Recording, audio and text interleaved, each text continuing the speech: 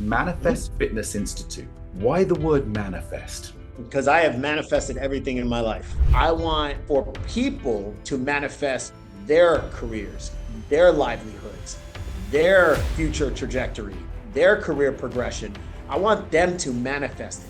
And so we're going to provide all the education, the tools, the resources, the guidance, the mentorship for people to manifest their livelihood and their futures.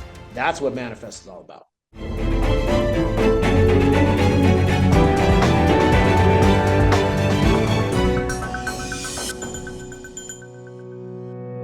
Today's guest is someone I saw speaking on stage at an event that I had attended.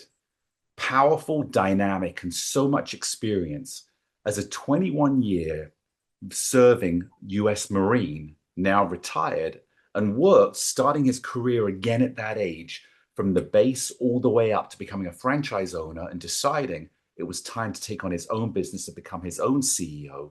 I couldn't be more happy and proud to introduce you to today's guest, Marc Rodriguez. Welcome to Born SuperHuman, Marc. Hey, thank you, Dan. I'm very honored to be here. This is going to be fun. I'm looking forward to it. Yeah, and that's one of the beauties is that you've got so much experience and so much knowledge in helping thousands of people grow their life. And when I say their life, we know business includes everything that you do in life. But before we get to that, tell me about you as a kid growing up.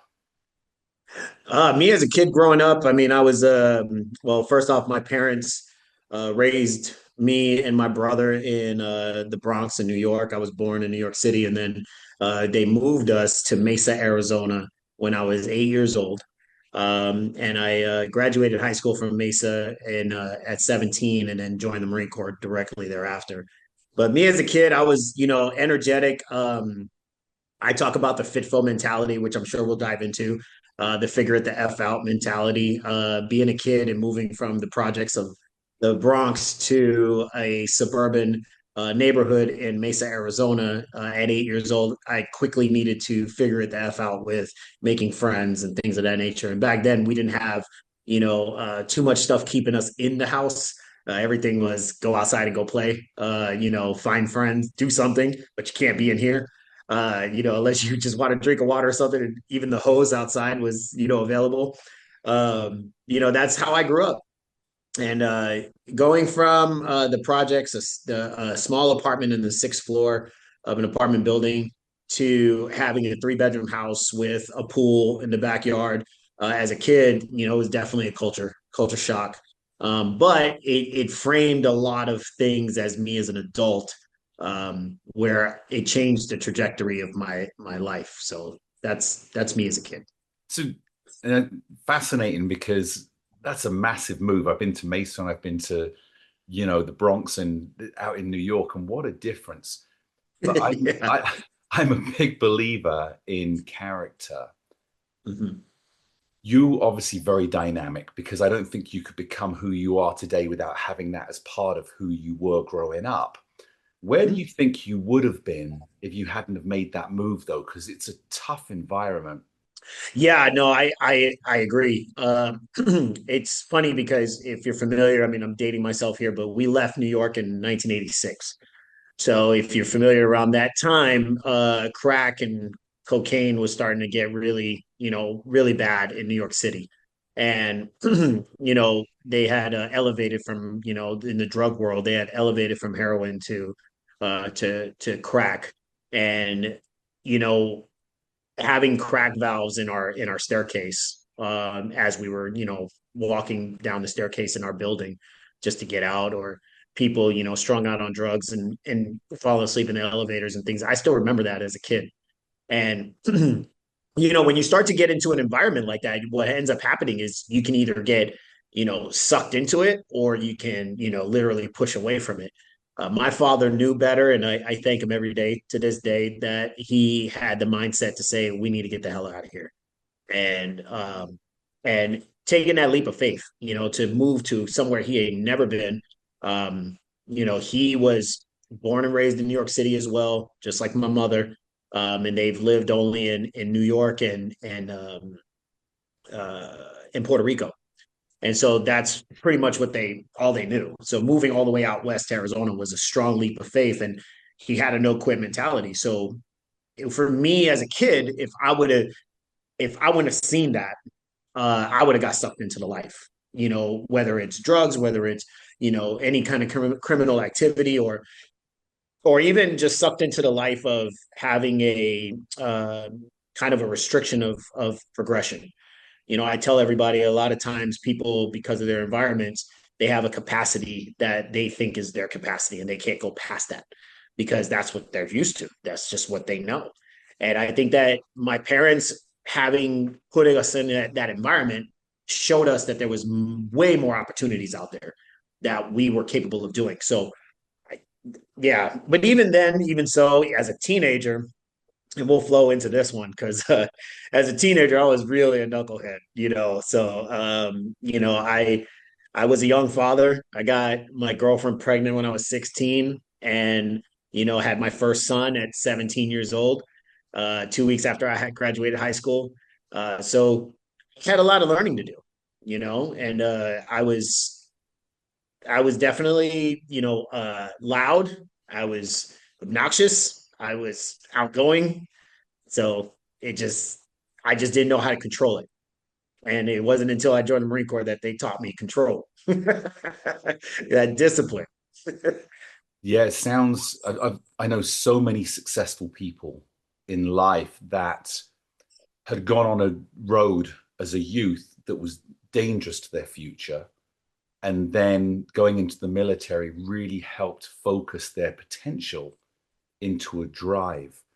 So when you moved to Mesa and you bought this, you're going to bring a tough attitude with you, moving from the Bronx into this very suburban, neighborhood.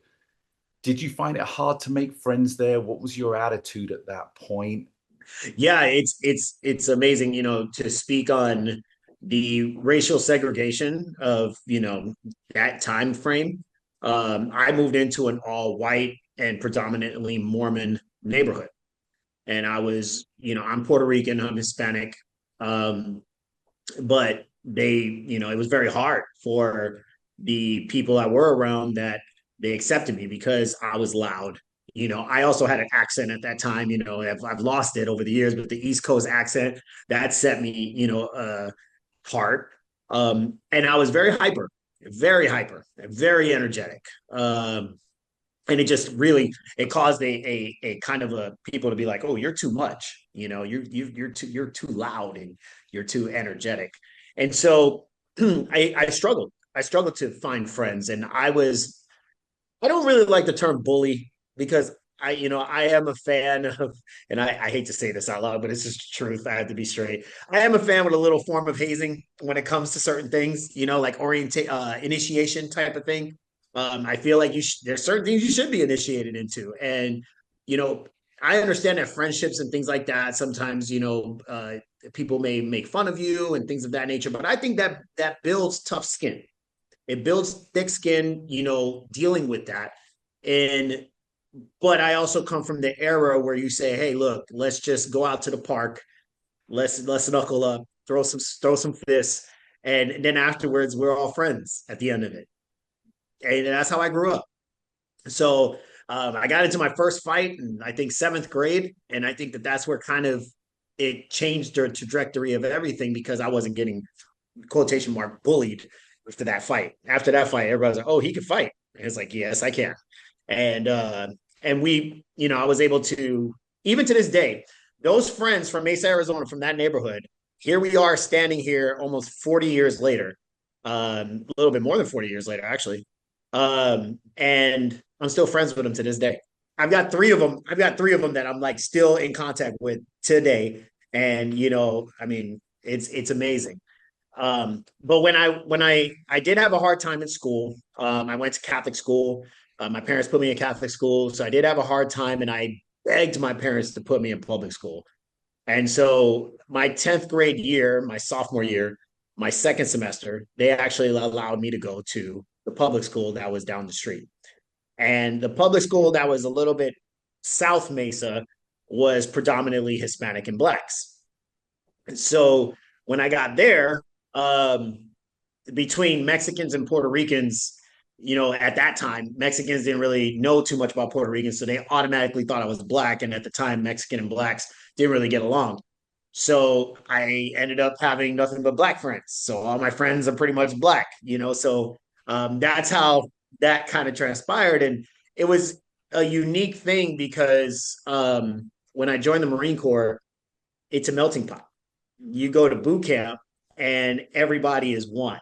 There's no, oh, that he's white, he's Mexican, he's black, they don't care. You're a Marine and you all are, they build that brotherhood. So it's funny how all of that went down. And I've got friends of all cultures, obviously, but it's definitely helped to frame thick skin, you know, and be able to not only that, but then also when you diversify your cultural like friendships and your cultural relationships, you can learn about people, and you learn about what their background is, what drives them, what ambitions they have, what the differences of cultures and what they believe in. I mean, it's becomes fascinating.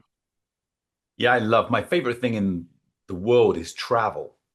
And I love travel because I go into different communities, different cultures, and I believe it's the best education you can have for all walks of life because you are going Absolutely. to be dealing with so many different people. Before we move on, I just got to ask, did you ever stay in contact with anyone from the Bronx, some of your friends, or was it like a specific separation that your parents said, I don't want you around that environment anymore? Well, my brother's 6 years older than me, and he had more of a footprint. I mean, he left, I think he was 13 or 14 when he left. So he remembers and also had a lot of friends. I did not. I don't remember much from it. There's little, memories. It's almost as if my childhood started there, but there's only little glimpses and little, pictures of it.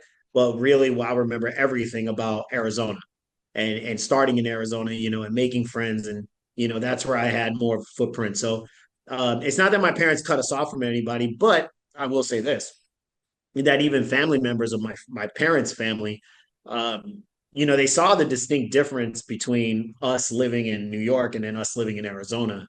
And you start to separate yourself from people because they either think you're too good because you elevated your life, and we elevated our lives, or my father elevated our lives, and my mother did as well. And so with that, it's like, there was a distinct separation kind of between family members and things of that nature. But I mean, nothing that really affected me per se, as far as the Bronx is concerned. I know where I'm from and I know what impact it had on me, but I don't feel like it was, where I grew up. I grew up in Arizona. So, US Marines. How Yes. did, how did that happen? At what point did you say that's where I want to go? And tell us about the 21 years of service, what you learned during that time. Wow. Okay. Well, 21 years summed up in this is going to be a little hard, but I'll tell you um, how I found it. Well, 2 weeks after I graduated high school, like I said earlier, my son was born. He has Down syndrome. He was born with special needs. And I had to make some decisions on how I was going to take care of him. Me and his mother were not together. We had split up when she was 7 months pregnant. So, we're both single parents, trying to figure this thing out, not married, all that good stuff. And so I thought about, okay, my parents were like, hey, that's your decision. That's your child. You will take care of them. So they were pretty strong about that, which I'm thankful that they were. And I had gotten into actually an altercation with a individual in the street and got locked up, got put in jail, a holding cell. And I was 17, so my father had to come pick me up. And he came to pick me up, got me out of jail that night, the holding cell, um, and I had to show up for court. And the day that I was going to show up for court, which was in the afternoon, I was actually driving and I came to a stoplight, Dobson and Baseline in Mesa, and I turned to the left and I saw the Forest Services offices. And I drove in, and the only parking spot that was open was the one in front of the Marine Corps office. And I parked in that parking spot. I got out and I walked straight into the Marine Corps office, and there was 4 recruiters sitting there looking at me. And I said, "What can you guys do to get me the hell out of here?" And they said, "Have you taken your ASVAB yet?" I said, "No." They said, "You graduate high school?" I said, "Yes." I said, but I have a son, he's got special needs. And they was like, okay, well, let's get you to ASVAB and we'll see what we can do. That was July of 1996. October 16, 1996, I was on the bus to boot camp. Brilliant story. I love that. And again, so many, we could talk about people that I know were in that situation and went on to become, so successful. And funny part is, when I went to court, I apologize for interrupting you. When I went to court later on that afternoon, I told them I was enlisting in the Marine Corps, and they said the charges will be dropped when we see enlistment papers. So I showed them my enlistment papers, and the charges were dropped. That was the question I was going to ask, because it's, it would have changed your whole energy as well. Mm-hmm. And so next thing you know, October, you're on the bus going to boot camp. Did you feel at home right away there? Was there ever a time that you thought, I shouldn't have done this? Or was it something you embraced? You got all the great questions, Dan. I love this. Listen, let me tell you something. I remember going to San Diego. Okay. We flew to San Diego and I'm in the USO and I'm sitting there. I got these baggy jeans on. I look like a complete thug, right? And I'm just sitting there and I remember slouching in this couch. And this Marine drill instructor comes up behind me and he's got the campaign cover on. And I look up and I'm like, oh my God, what is, and I turned around and he was like, is that how you're going to sit down? Get up. And he yelled at me. And I was like, I jumped up, sit up. And he's like, everybody get on the bus. That was my first thing that I saw. And I was like, oh, what did I do? And we get on the bus. We get over to San Diego, to Marine Corps Recruit Depot in San Diego, and we get off the bus. And they call it receiving because it's the first week, right, that you're there, and they're doing all the receiving. They're doing all the, the contract signing and the medical stuff and the dental stuff and all that good stuff, right? Getting your uniforms and all your sea bag full of all your equipment and everything. And it's about a week. They call Friday Black Friday. And they call it that because that's when you meet your actual drill instructors that are going to train you for 3 months. And I remember when they filed us off. Now, this was 1996, so I can't be held, for snitching or anything like that. But we get into the squad bay, and drill instructor Sergeant Moana comes right out, pushes me down. I'm about 114 pounds soaking wet.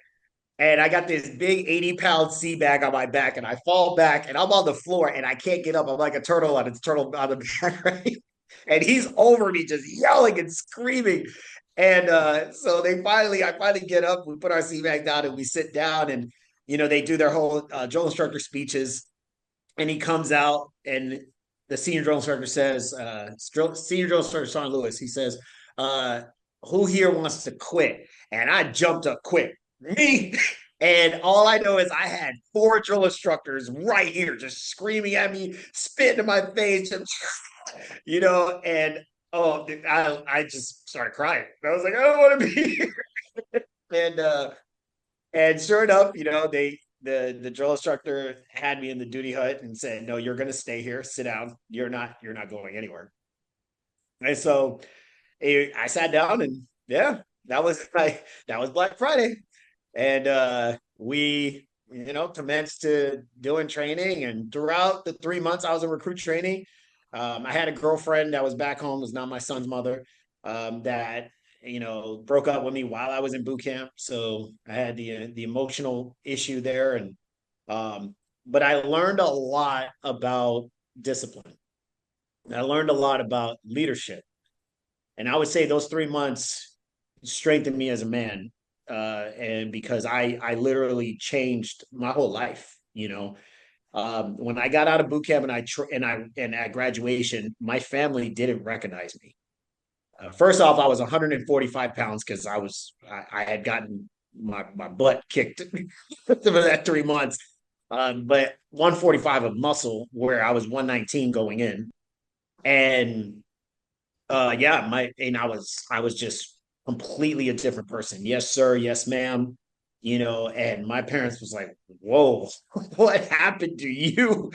And it was a great experience. And it just went from there. I mean, I could tell you so much about my 21-year career from that point. Everything from, my original job was food service. So I was a cook at first. And my first duty station, 18 years old, was Okinawa, Japan. I was there for a year and then left there and went to Hawaii or excuse me, to Yuma, Arizona. So I was in Yuma, Arizona for 3 years.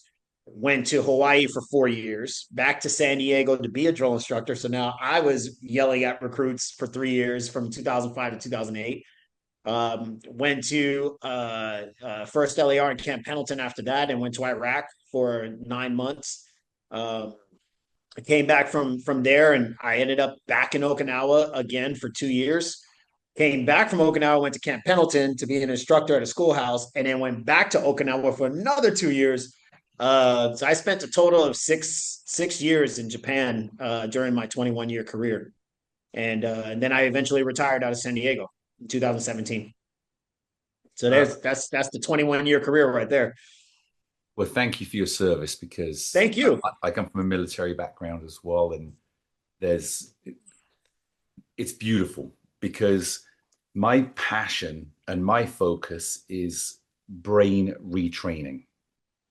And the story you just shared goes to show in only 3 months how we can rewire the brain, which really changed your ability in life to not only be an individual, but be an individual that builds companies, builds corporations, can take people and elevate their level, which I know is your passion as well. And Yep. something that I love, it's not about building a business, it's about building a legacy that will last far beyond your own power. And that's Absolutely. really what you bring in with your manifest program. So May I share one more thing about my military career? please do. It took a few years for me to get some act right. There was still some things that needed to, transpire in me internally, mindset wise, throughout my beginning time frame. But number one, I got married at 19. My first time I got married. I'm on my second marriage right now, but I got married at 19.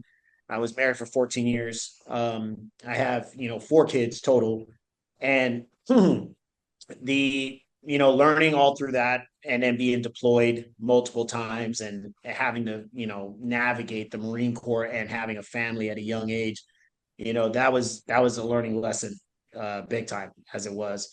But when I got to Hawaii, I'd already been in the Marine Corps 5 years, and I met Gunnery Sergeant Gary T. Slater, and he is the one that completely changed my life. Like, he changed the whole trajectory of my career, and even my mindset. And even to where I am at today, I look back, and that was the first legitimate mentor that changed everything for me. Yeah, what was it that he did? Take us in, because you got a lot of experience over 21 years, and yet there's this one gunnery sergeant that impacted you for the whole of your life. When I got to Hawaii, it was when he walked in the room, you can hear a pin drop. And it didn't matter if it was senior leadership or junior leadership, everybody moved out of his way. He was that guy, and everybody wanted to be like him, and everybody was afraid of him because they respected him, and he was top notch on everything, just top notch. His uniforms were crisp. It was just like when he walked in the room, you knew he was there, and I was like, this guy is phenomenal. Plus, he was older. He was older in the military is in your, mid 30s. And he was running, like a 17-minute 3 mile at that time. So he's running all of us in the dirt. We're all younger than him. But the big thing that with him is every single time I got into some sort of trouble, or I did something I wasn't supposed to, the mentorship piece, because not only would he grab me and shake me a little bit, but he would also sit me down and tell me why it was important for me to straighten out. And, not only just for my family, but also for my career progression. Because if I wanted to stay in the Marine Corps long enough and make it a career, then there was a lot of things I needed to change about my level of leadership. And so he taught me all that. If I ever had a picture of somebody when somebody says leadership by example, he's the picture I envision, because he led by example. What's the one thing, if you could put, so here's this immaculate leader who showed up at the highest level of excellence at everything he did with the talent, but the work behind it to lead the talent, because we've all got incredible talents. Are we willing to do the work? Is there one moment or one thing he said to you that to this day is still the most powerful impactor? Geez, I got to filter through a bunch of things, because I mean he had that much impact. But I think one of the things that he used to always say was, and it doesn't make sense, but it makes sense to us, is simple math. Just carry the one and add the two. And nobody ever knew what the heck that meant, But it was just like he would say it's basically saying it's easy, just know the formula and you'll be okay, But if you don't know the formula, it's going to be chaos. So you got to know the formula. He was real big on education. So he's in his doctorate program right now. And so he was really big on education. And that was something he preached to me, like, always know everything in the book. Don't just yell and scream based off of opinion. Yell and scream with factual data and evidence behind it. That's the thing that a lot of people right now, even in this world, everything is based upon opinion and feelings and emotions. But let's break out the actual black and white. What does it say? What does the data say? What does numbers say? Because you can't lie about numbers. I mean, unless obviously fabricate it. But if you have actual data will always win. And he taught me that. And man, I mean, I could say so many things. The way you carry yourself, the way you are physically. Like if you're not physically in shape, what are you doing? And I'm sorry if it hurts some people's feelings, but if you're not in shape, somehow, some way, are you truly leading? Because you know what I'm saying? It's like people need you to have energy. They need you to move and to be able to do those things. And that's what they're going to follow. They follow. Give you a case in point. I'm going to go on a tangent here. That's why I told you you got to shut me up when you need to. So, I got a trainer in my facility that was like, "Hey, Mark, you're supposed to run 6 miles. You're supposed to tag me on it because we're joking." And I said, "Well, I ran this morning. I ran 3.8 this morning." And he said, "But that ain't 6." And I looked at her and I said, "Is that what we're doing?" I said, "You know what? I'll give you your 2 point whatever. I got you. I'll make it happen." The thing is, they know that.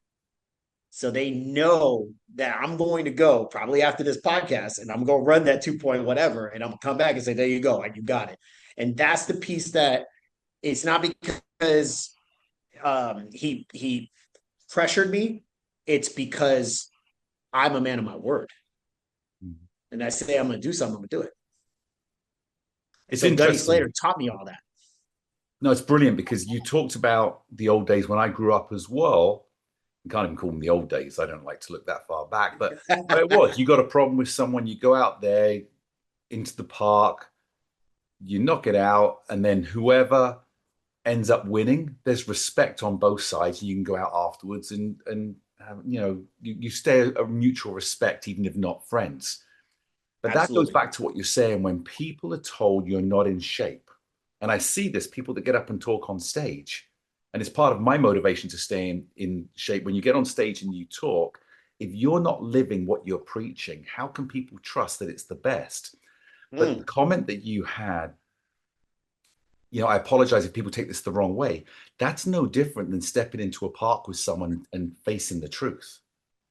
Because we want the comfort of feeling good about ourselves when the truth is we know we're not where we could be, should be, or need to be. And if we can hear the truth, it's the first step to taking action to better. I think that, this world right now they don't like criticism. Obviously, people don't like criticism. And, when you critique somebody, a lot of people, going back to the beginning where we talked about having thick skin, right? I have tremendous thick skin. Matter of fact, my team, knows about me. Like if you have an issue with me and you feel I've done something wrong, don't sit there and harbor it. Don't sit there and suck it all in and let it and fester. Just tell me. And if you're right, I'm going to say, you know what? You're right. My bad, and I'll fix it because we're all human. I know a lot. I know a tremendous amount of information and education, and I have a tremendous amount of experience. That does not mean I'm perfect. If I make a mistake, then just tell me. And so they've gotten to the point now where there's a level of respect, obviously. So, there's that is definitely needs to be. But they also know that I am open to criticism. I'm open to suggestions that's going to make us better and make the brand better and the business better. That's what makes good leaders. A leader who sits on his throne like he's the best or she's the best at everything, that's not a leader. You got to be able to be open for criticism as well as a leader, and then be able to make the right adjustments if need be, and own it. Say, you know what, that one's on me, and you get higher amounts of respect from people than you would if you were like, I know better. Just don't tell me what's right or what's wrong.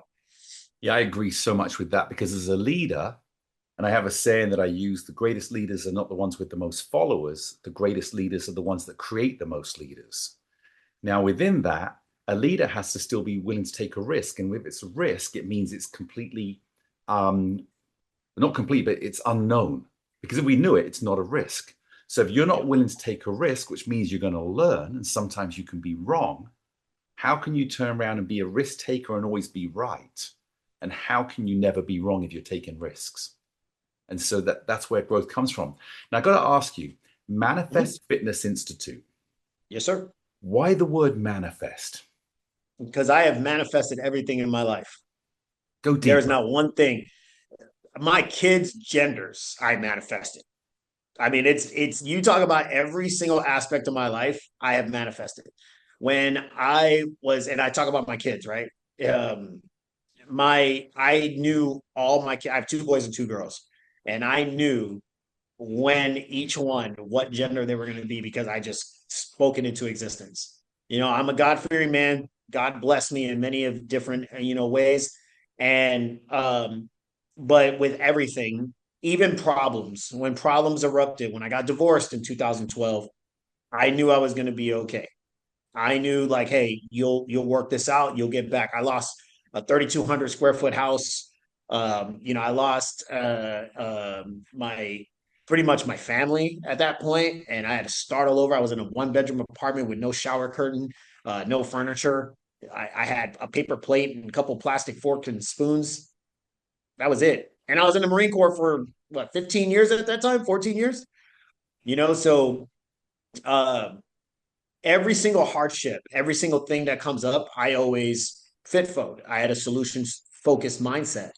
And so with that, it's manifesting. You manifest what you want, and you manifest what you need in your life, and you just speak it into existence. I read a book. Obviously, everybody, the majority of the world knows what book it is, The Secret, and I read it years ago, and it talked about the law of attraction. And the law of attraction is it's completely the right thing. It's you attract what you put out there. If you put out negativity, negativity is coming to you. And so if you put out positivity, positivity will come back to you. And when in certain things, I don't say, well, I hope or I wish or maybe or I think. I don't say that. This is what's happening.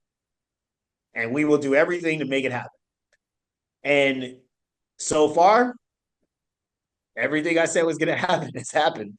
And so manifest is the name because I want for people to manifest their careers, their livelihoods, their future trajectory, their career progression.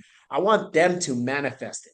And so we're going to provide all the education, the tools, the resources, the guidance, the mentorship for people to manifest their livelihood and their futures. That's what Manifest is all about. Fascinating. And I'm a big believer with you as well. So we're on the same page. But for someone that's listening, that doesn't understand how to manifest, how would you teach somebody to say, okay, this is the starting point, and then this is how you grow it or continue to enforce it? Because we know manifesting doesn't happen overnight. It doesn't happen over a year. It sometimes can take 10 years. How do you start? And then what's the consistency along the way? Well, my statement to anybody who wants to start is, what do you really want? You have to have a come to Jesus moment where it's like, okay, hey, you know what? This is what I want in life, or this is what I want for my career, or this is what I want for my family, or what do you want? See, a lot of times, and that's the part where I help people, because a lot of people don't know. They literally are like, I don't know what I want. That's what they got to figure out. I can't do that for them. They have to do that for themselves, because not everybody wants the same thing. I can sit here and I say, hey, Dan, you know what? I want you to make $1 million this year, but you may not want to make $1 million. You might be very comfortable with 200K, but I can't force you or try to manifest for you to make $1 million. And so people have to really have a moment of clarity. They got to know what they want. But the minute they put down what they want, there's your goal setting. SMART goals, I know it sounds cliche, but it's the right thing. Specific, measurable, attainable, reasonable, or realistic, whichever you want to look at it, and time. It's if you put your goals like that and you frame them out, now you have a plan. And when you start to do that plan, you manifest exactly what it is that you want to happen. Dave Ramsey, EntreLeadership. Big fan of that book. People are Dave Ramsey's fans. I don't really care if you are or not. That book is awesome. Okay. And one of the things he puts on there is dreams become visions, become goals, become milestone and deadlines. Right. So if you have a dream, it's one thing, but then make it a vision. You know what? I think this can happen. And then set some goals. I think we can get this done within a year. And then put some milestones and deadlines. Hey, within this year, Q1, Q2, Q3, Q4, this is how we're going to get to that goal at the end of the year. That's manifesting. And the manifestation part is saying it's going to happen. Like there's no ifs, ands, or buts about it. This is what's going to happen. I don't care if the sky turns red and freaking Mars starts throwing, bombs at us. It's going to happen. And if you have that type of mindset, nothing can stop you. Why do you think Michael Jordan did so well? You couldn't tell him anything. You couldn't tell him he was going to lose. You couldn't tell him he wasn't going to make a championship ring. You get a championship ring. You couldn't tell him any of that. So many people have actually documented that. No, he was like on this thing where I don't care. We're going to win. And look at what he did. He's the greatest of all time. And I honestly believe that people just manifest, what they want, but they have to reverse plan from what they want as well. Right. So it's like, if I want this, reverse plan it to where you are today and how it's going to take you to that spot, to that time frame, to be able to exactly get what you want. Yeah, I think that with every greatest of all time, or the greatest of the great, they all have that same ability to face adversity, not as a roadblock, but rather as an obstacle to grow stronger from and find new levels. I have a saying, I love every level has its own devil, but most people get stuck because of a resistance that's coming at them, rather than using that momentum to be able to divert around, away, or just repivot and find a new level of them. But it brings up, and that's my FITFO mentality. I speak on FITFO. I do hashtag FITFO, and I got Project FITFO, which is my podcast. But FITFO is everything. Figure it the F out. Problems are going to happen. It doesn't matter what you're doing. Problems are going to exist. So if you sit there and you dwell on the problem instead of focusing on the solution, then the world's going to be chaos. But instead, you got to just understand that the problems are going to, especially if you're a business owner and entrepreneur, it's the inevitable. It's going to happen. I walked in here this morning and there was a machine that one of the machines that needs to be oiled and it broke. The batteries on one of the bicycles went out. So, a customer came to me, hey, the battery's on. That's a problem. Do I sit here and go, oh my God, the batteries are low. Or it's like, no, go get the batteries, fix the machine. It's people they dwell in this negativity and they dwell in the problem when they should be dwelling in the solution or finding the solution. Manifesting thinking is one thing. Mm-hmm. And as you say, reverse engineering back to where you are today to go in the direction you want to go. No different than I want to go on vacation. This is where I'm going to go. Now I got to find the hotel. I've got to find the flight. I've got to find the dates, all the different things that come into the composite. But a lot of people manifest but aren't willing to do the work. And I think that's the biggest difference, because if I manifest it, it's just going to come to me. Well, I think the manifesting gives you the opportunity to move in a direction you want to go. But as you were just saying in there, when people focus on the problem and the problem's overwhelming them at such a low level, we're talking about, changing a battery, sounds as if it's so simple, but when you're overloaded with so many problems in your life, one little thing, they're saying, the straw that broke the camel's back, makes the obvious painful. How do we then take, when you could look at your life, and where does this fit into, the FITFO, fit into life? How do I then take my life, break it down and say, okay, this is dragging my energy. This is stopping me going where I want to go. And even the smallest step feels so overwhelming, we're now paralyzed to move. How do you create that for someone? I think for me personally, as a leader and me providing insight, is the first thing is you got to look internally. I think internally and externally.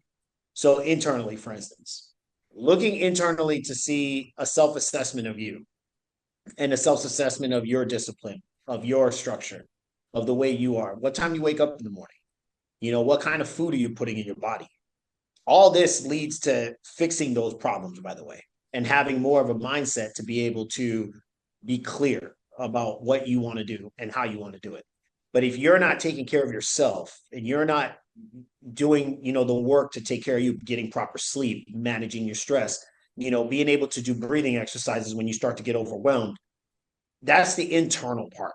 So how are you at that? And how can we fix that? How can we fix you getting some exercise and being able to maybe go for a run to get your mind right, to clean your mind or something? But the thing is that that's the internal factor. What are you doing internally? By the way, is your house messy? Do you have dishes in your sink? Is your bed not made? Is your trash not taken out?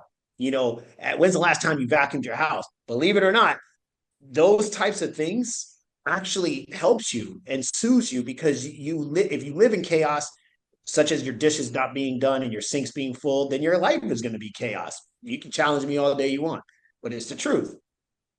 So how do you frame yourself internally? What are you doing internally to fix that? That's the first thing. The second thing is externally. So who are you reaching out to? Who are you surrounding yourself around?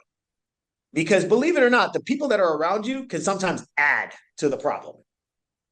Right? You surround yourself with certain people and they bring that negativity, they're going to make you negative. You surround yourself with 5 negative people, you'll be number 6. But if you surround yourself with 5 uplifting people who are constantly on the move and the grind, you'll be number 6. So I think that externally, who are you reaching out to? Who are you getting mentorship from? Who are you getting guidance from? Listen, everybody knows me. I'm very open, right? So one of the things is about me is that communication is open to me. Like, you want to get in touch with me, and I don't charge people for advice. So if I'm like, hey, now I know that I want to in the future and having my business in leadership consulting, but people can call me any day of the week and be like, Marc, I need your help. What's up? I need to get my mind right. Okay, let's talk about it. And by the time I'm done with you, you know what? I feel better. But I'm also not going to be nice. I'm a direct fire weapon system. So I will give it to you straight. And sometimes people aren't ready for that, but they accept it because they know it's coming from a good place. So you need to find yourself somebody externally that can give you that advice and that guidance and that mentorship that is genuine and sincere, coming from a good place. Yeah, it's great, because one of the things that I come across the most is people that don't want to say no and continue to suffer because they're being influenced by things that aren't good for them. And yet they don't want to lose their friends, or they can't say no to family, or they've grown up. with the ideology that saying no is offensive. It's a weakness. I should be able to take it on.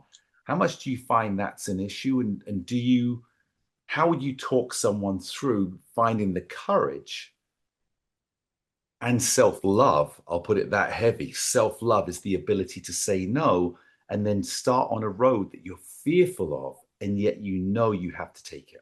Well, that's hard to say for the masses as a general thing, because everybody's different. And, that comes with a lot of other factors, a lot of other attributes, resiliency, confidence, those types of things. So that's where it gets a little muddy, and you would have to frame what the situations is with each person. But I mean, I would tell people automatically, if I'm loyal to a fault sometimes, I am, and I know that.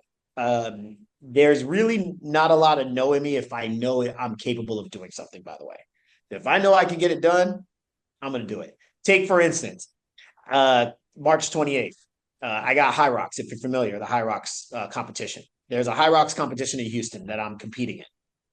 Now, I do it as a leader just to show that I do something, right? I'm not doing it I don't want to win no medals. I'm just going out there and I'm going to kick ass and take names to allow for my trainers to, see that, hey, Mark still pushes himself even at 47 years old. He's out there, doing a thing. I should be doing it too, right?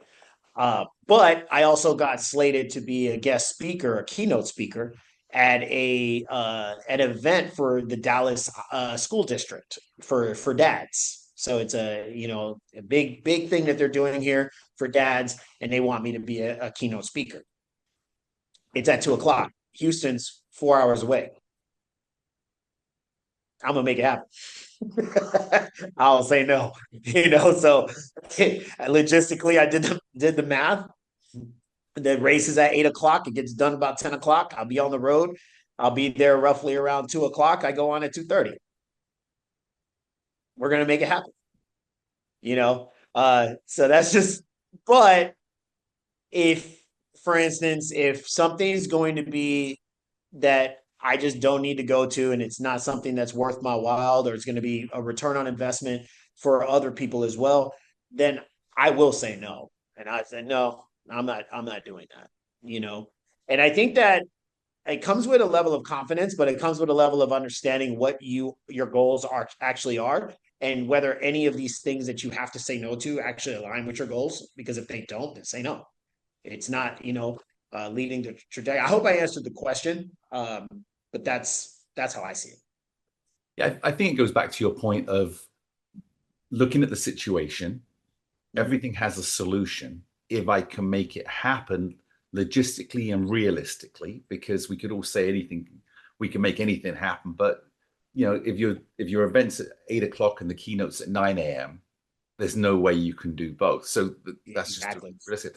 But I'll give you a specific instance, because you did answer the question that everyone's unique, and I'm 100% agreeing there. What about a young man? He's 29 years old. All his friends are out there partying still every Saturday night, drinking, not committed to their relationships or not even looking for a relationship. And he's found himself stuck because he doesn't want to lose his friends, because this is his support. This is his home. As far as a community, he's been with them through school, through college, all different places. And yet he's not going to achieve what he wants in life, because if he stays in that environment, he will not make the moves he needs. How would you talk to him? How bad do you want your future to be?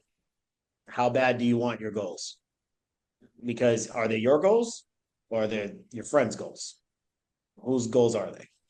If you said you want to be a business, you say you want to be, you run your own business, an entrepreneur, or you say you want whatever goal it is, but you're telling me that you would risk that for your friendships. And let me ask this other question: are your friends risking anything for you as well? Because 9 out of 10, they're not. So I would tell the individual, what is it that you really want? Because if you truly want your goals, nothing's going to stop you, no friends and anything. And if they truly are your friends, then they would be there for you through your journey, and they would understand. Now, this is coming from somebody who currently, August 23rd of this year, I will be 7 years sober.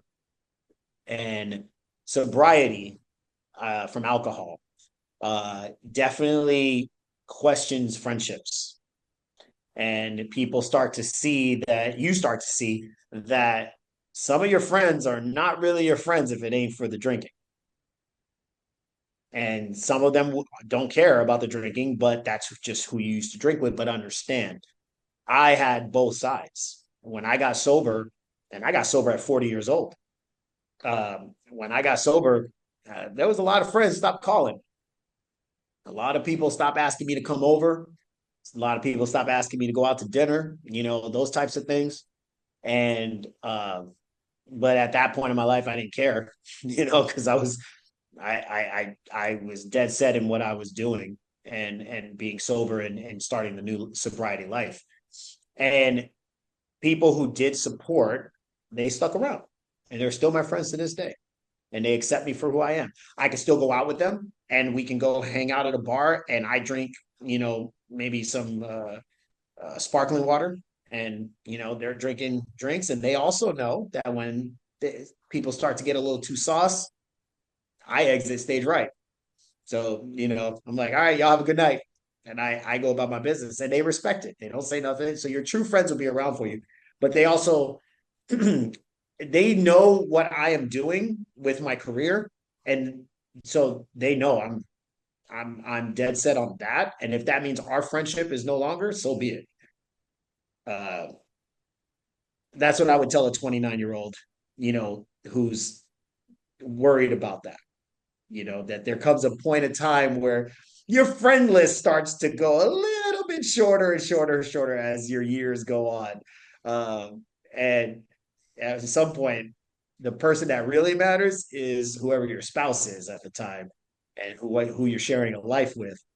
That's the person you should be, concerned about. And as your friend list goes down and becomes smaller, so does it also become more powerful because you're truly aligned in the future. And one thing I talk about is you will become your environment, but the most important environment you'll ever build is the one inside yourself first. Because if you can, look at how me and you met. Yep. I mean, I'm 47, and I don't even know how old you are, but at the end of the day, we just became friends. I would consider you a friend. I'm pretty sure I could call you, say, hey, Dan, I got a question. And you'd be like, what's up, Mark? Let's talk. That to me is a great friendship.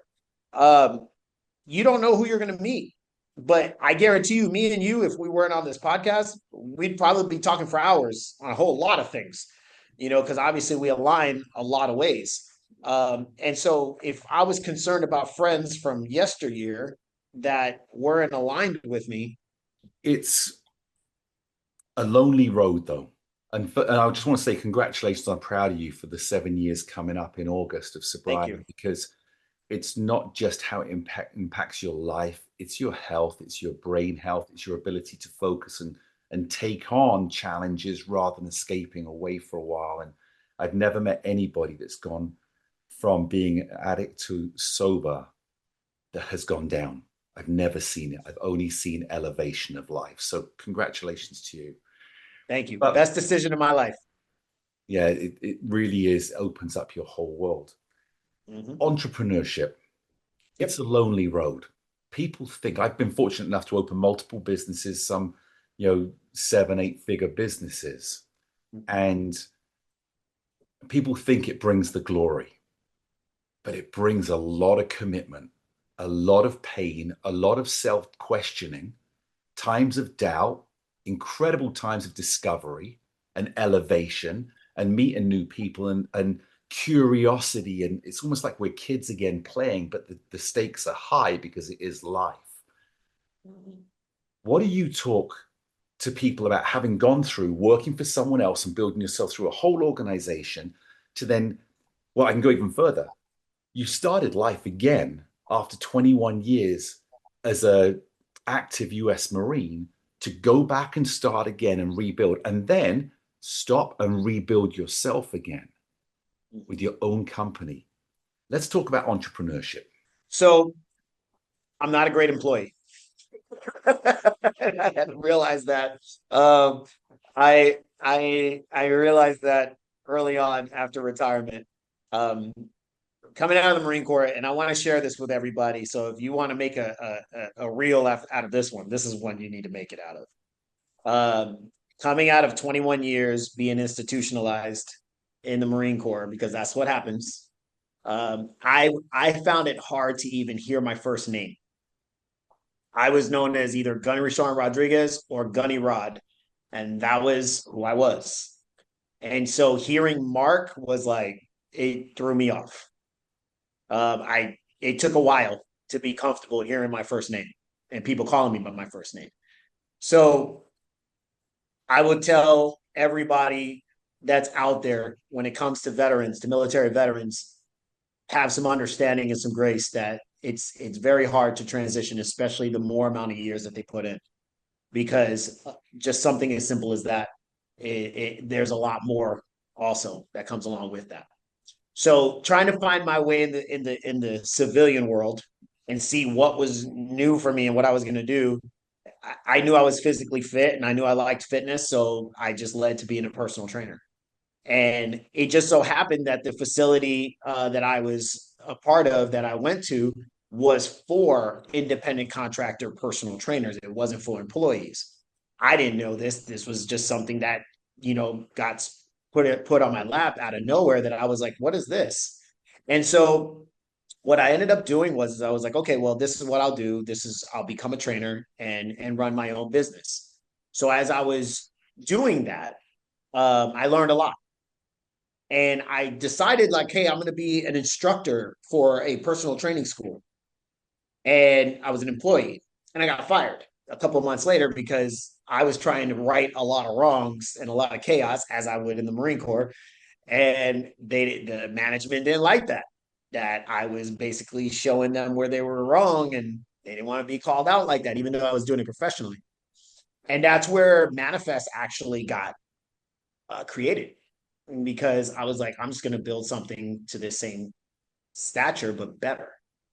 And so that's where entrepreneurship came from. And then as I grew in self-made training facility, as a trainer and then director of education, and then facility manager, and then acting vice president next to the CEO, there was one thing: as I was mentoring franchise owners, I was never a franchise owner. And that bothered me. And so, there's that Marine Corps leadership by example thing. And so I said, no, I'm going to quit. So I quit. The other piece is the CEO at the time, me and him, we were kind of butting heads because I don't like micromanagement. And so I couldn't deal with somebody being over my shoulder, because once I start working for you, I'm loyal, and I stick. Everything I do is for whatever it is I'm working for. So I left. I quit as an employee, and then with corporate, and went to be a franchise owner here in Dallas. And then shortly, probably about 10 months in, I was the number one franchise out of all the locations. And, it was now I became more of a mentor to other franchise owners, because they were like, oh, now you've done it. We know that you've been through the hardships we've been through, so it was framed perfectly. And it just so happened that, God rest his soul, the CEO passed away in 2024. And when he passed, every franchise owner looked right at me and said, we need you to be the CEO of this company, because you're the only one that can do it. And you've done all the, every single position in this company. So you're it. And I said, okay, let's rock and roll. So I was carrying on the legacy, but it wasn't my legacy. It was the company's legacy under the previous CEO and founder, but it wasn't mine. And so even though I was a CEO and I was running it, I was also doing it for other people, not for me and the people in my community or the people that were around, for me. And so I ended up leaving, and I resigned as the CEO in good terms. And I parted my ways in good terms with that company. And now I'm branching off, obviously with Manifest Fitness Institute as of January 1. So that's been the journey since I retired. But I want everybody to know entrepreneurship is not easy. You have to really have grit You got to have resiliency. You really have to be able to go to war, and I say that figuratively, with the concept of growing a business, because there's so many different factors. There's so many different things that come, so many different obstacles and challenges that come up on a daily basis. You have to be willing to go through that.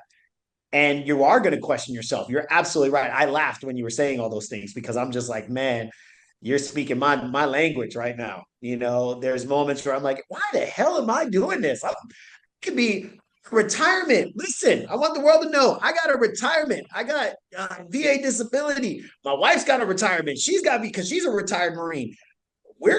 We got to check every month to wake up. Why would I do all this?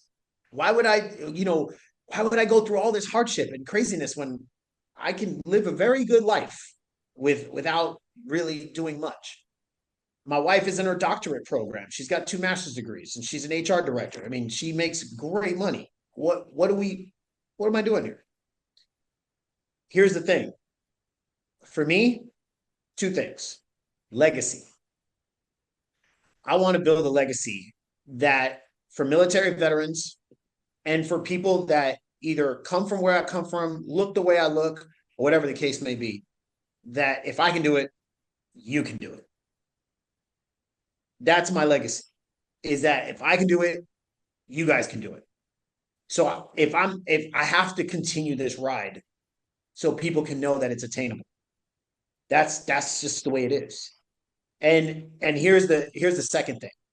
So that's the first thing. Here's the second thing. There are too many people that depend on me to do what I'm doing and to continue doing what I'm doing. It isn't about me. It's never about me. This rubber ring I have on my finger is the most expensive piece of jewelry I got. I don't need all those materialistic things. But what I do need is for that young entrepreneur to come to me and say, because of you, I am successful. Because you've given me the tools, the blueprint, the guidance, I have made more money in my life than I ever thought I could imagine, and my family's taken care of. And I've set a tone for the trajectory of my family that they can do it too, because you showed me the way. That means more to me than any amount of money in this world. And that's what entrepreneurship is about, if you ask me. It's about building legacy. Too many people are out there wanting the money, and money's great. Don't get me wrong. Money's good. But how much money do you really need? How much money is really fulfilling? And how much money really makes you happy?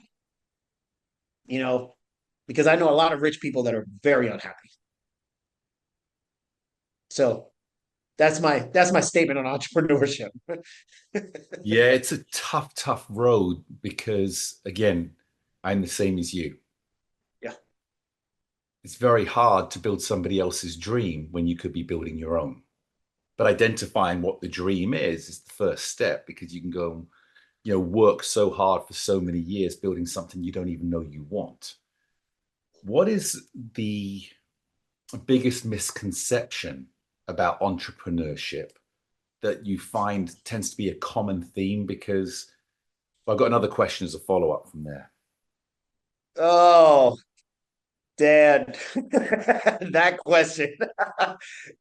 That the customer is just gonna walk through the door. Oh my good Lord Almighty. How many people have I had this conversation with? Because they really believe if I just put one post on social media, they will come. There you go, entrepreneurship. I made it. No. It is so much of a consistency of structure and systems. But people really don't. That's the misconception. The misconception is if I build a business, customers are just going to come. They're going to like it. They're gonna buy it, whether a product or a service. They're gonna buy it. They like me. People like me. That's it. And then slowly but surely they realize that's not how it works. So that's the best misconception, or the common misconception, I would say. That's a great answer. And which opened up another question before I get to the question that I wanted to follow up. Yeah, go ahead. So I went to Wharton Business School, graduated there. It was online. It was a brilliant course. And they talk about the MVP, the minimum viable product. that you can Mhm. create to find out whether it's actually viable before you invest too much time or too much money into it, but give enough attention. How would somebody that wants to open their own space as a gym create a minimum viable product that would allow them to see whether it would work, what their pricing is? Because again, everyone says, oh, I'd pay that until they have to pay it. And then suddenly, talk is very different than action. How could someone that says, I want to create my own gym or my own training space or center, how would they start? R&D, big time, research and development. So here's what I tell like a lot of the personal trainers, because I deal with independent contractor personal trainers that come in my facility and run their business. They pay me to lease the space, right? That's the business model we have. So I've got 51 personal trainers in my facility right now, as of today. They're all their own business owners. And one of the things that I tell them is before you become a business owner, number one, know exactly what you want to offer. Number two, know exactly who you want to service. Okay. Because you need to dial that down, dial it all the way down to who it is you want to service. And then number three, go in your local community of where you're actually wanting to work at or service people at and see what the other people that are doing what you're doing are actually doing it for. So meaning how much are they charging?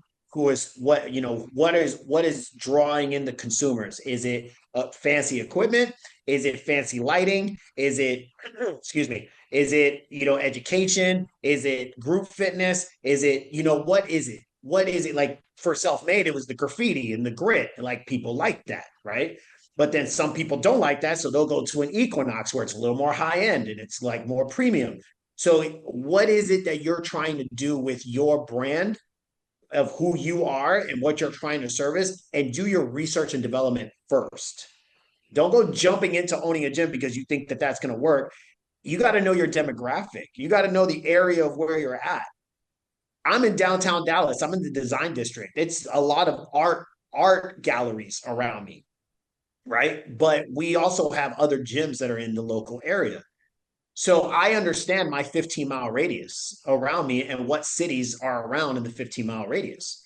I know where the more, prominent people are with more higher income, the median average income in my area. These are all things that I researched before I even moved to Dallas. So I already knew what I was getting myself into. And so that's what I would tell people, even regardless of whether they're just a trainer trying to be their own business or a gym owner. Understand as a gym owner, the big thing that most gym owners kind of mess up, from my understanding, from what I see, is lease agreements. Like they get themselves in these crazy lease agreements, and the landlord's got them, by the what. And then they find themselves in a situation where the landlord is upping their rent out of nowhere. And they're like, wait a minute, I can't afford this. But it's in their lease agreement that they're able to raise the rent at certain points. So I would definitely understand commercial real estate, how lease agreements work.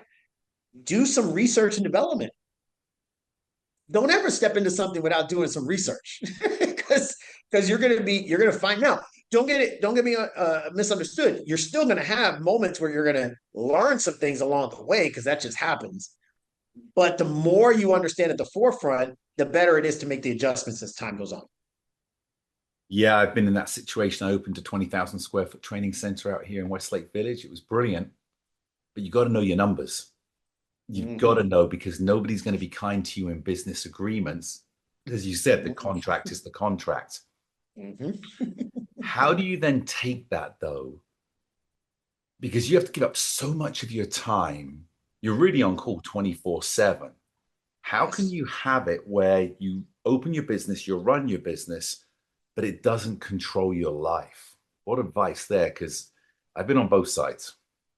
Well, when I got here, I did everything. I was cleaning the parking lot and sweeping the parking lot on Sundays. I was taking out trash myself. I was wiping down equipment, wiping down mirrors, cleaning bathrooms, unstuffing toilets, getting the supplies, the janitorial supplies from the store. I was doing everything, stuff in the retail, everything. And the marketing, of course. The big thing is having a plan, which is what I did. I had a plan on growing my revenue to a point where I could start delegating. and I can start bringing people in and delegating. And as I did that, that's exactly what happened. And here we are 3.5 years later. I have somebody who handles all my leads. I have somebody who handles all my systems. I have somebody who handles all my retail. I have a facility manager that ensures that the trainers are doing what they're supposed to be doing and the place is clean. I've got a cleaning guy who actually cleans 8 hours a day. He works directly for me. He works 8 hours Monday through Friday and 4 hours on Saturday. And his main mission is keeping my bathrooms clean. So that's like the main goal, because women don't want to sit on a dirty toilet.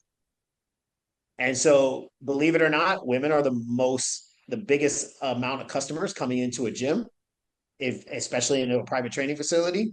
So that little piece is what sets you apart. So I would say delegation, but you have to have a plan to get to delegation. So you got to know how much revenue you need in order to be able to pay people's salaries. And like you said earlier, Dan, making sure you know your numbers.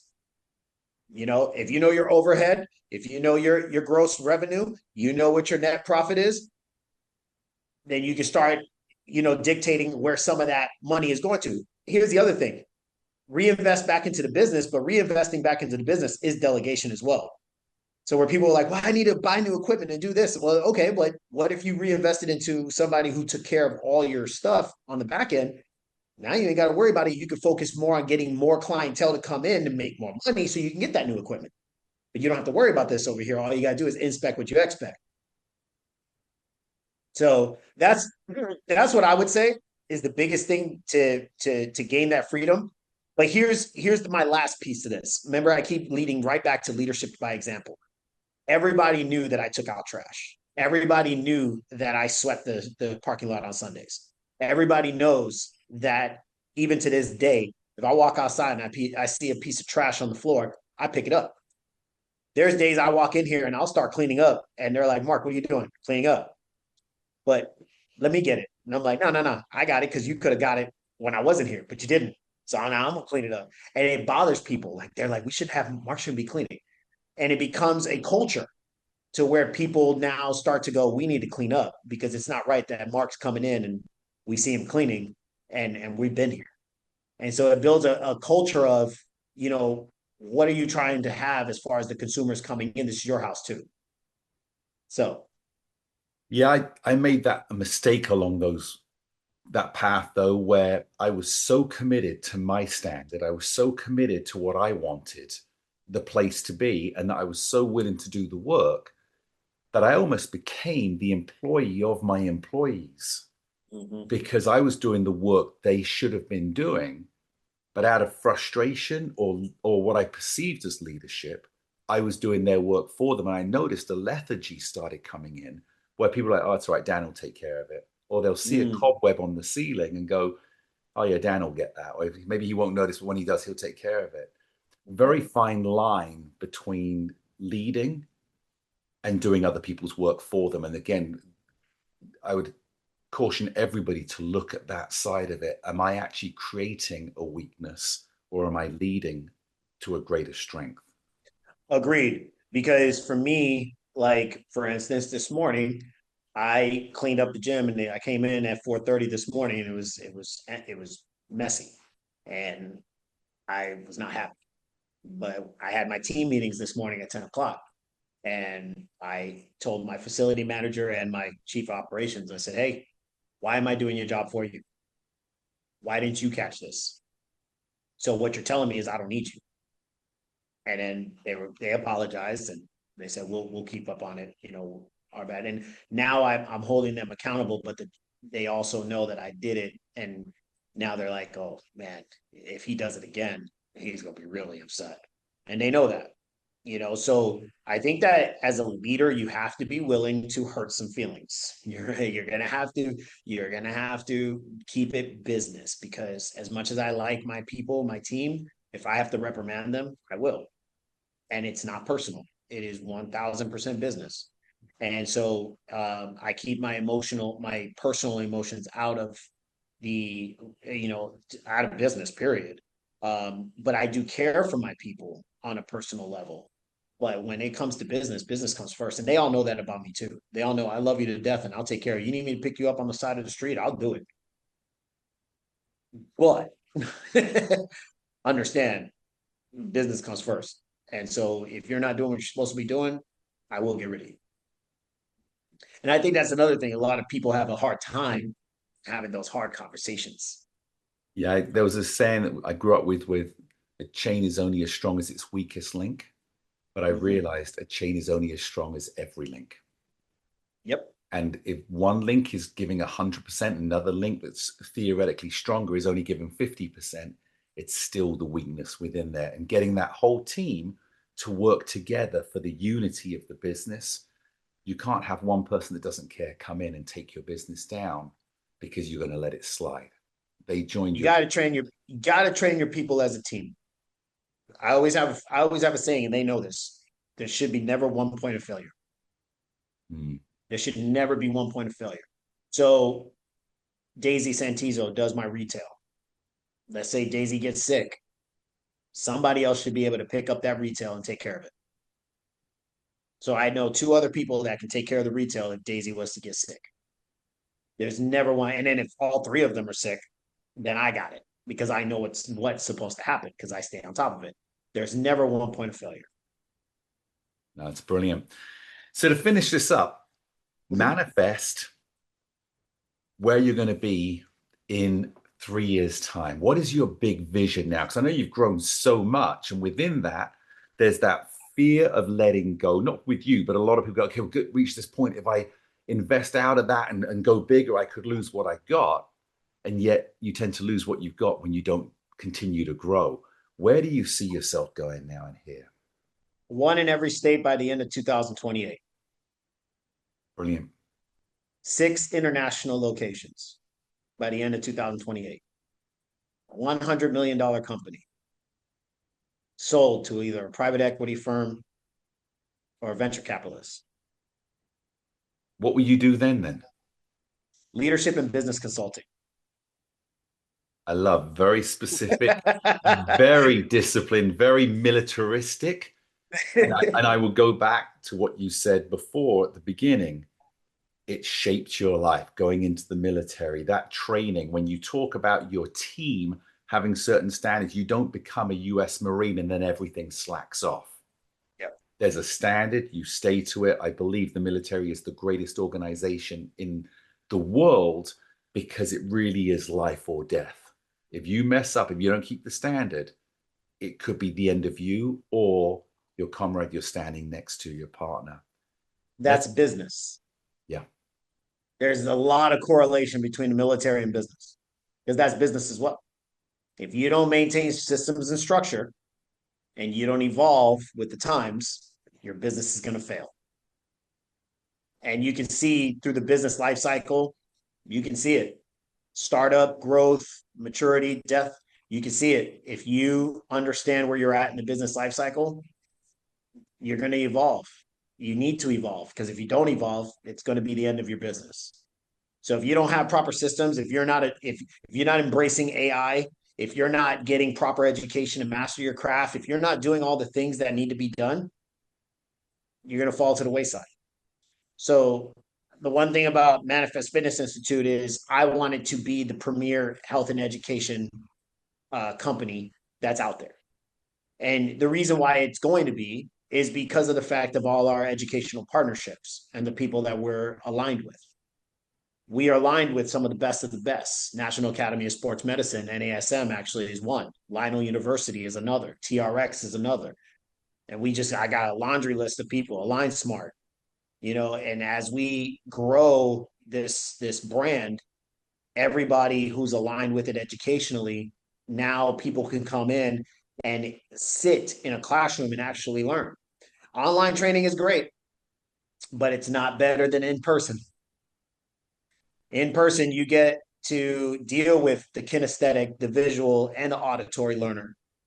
And you can encompass all three aspects if you need to. But in health and fitness, if you don't have practical application, like legitimate practical application, the kinesthetic side, then how are you learning? And so Manifest provides that. But then we also take in all of these, like take TRX, for instance.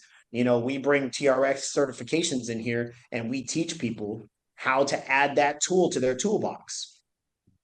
But here's another thing, and I'll leave this at this because I can go on a tangent on manifest because I love what we're building. And I say we because it isn't just me, it's the team, my team that I have.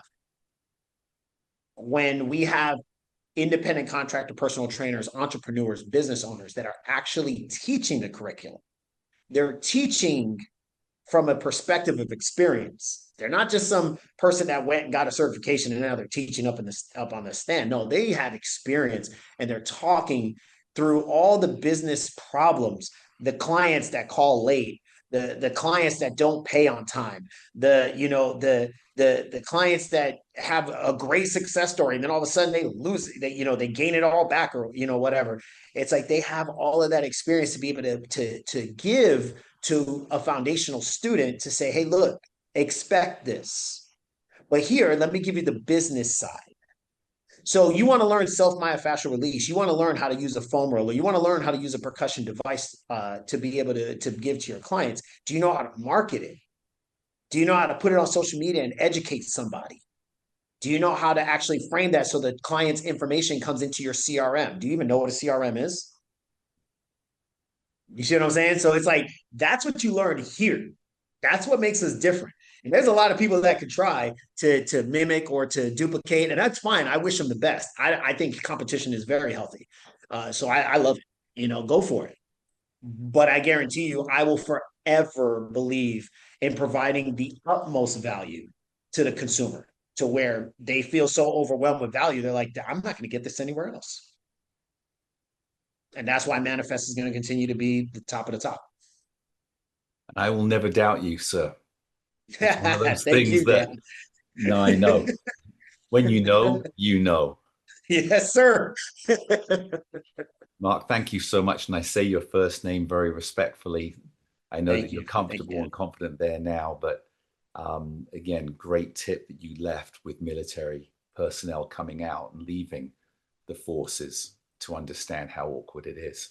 You've been a delightful guest, loads of information, certainly mindset, this structure, how to improve yourself so you can improve for other people as well, has been brilliant. Thank you so much for joining me here today. And I'll be dropping all the links so that everyone can find and reach out to you so they can continue to elevate their life. Thanks so much. Absolutely. Thank you so much, Dan. Appreciate you.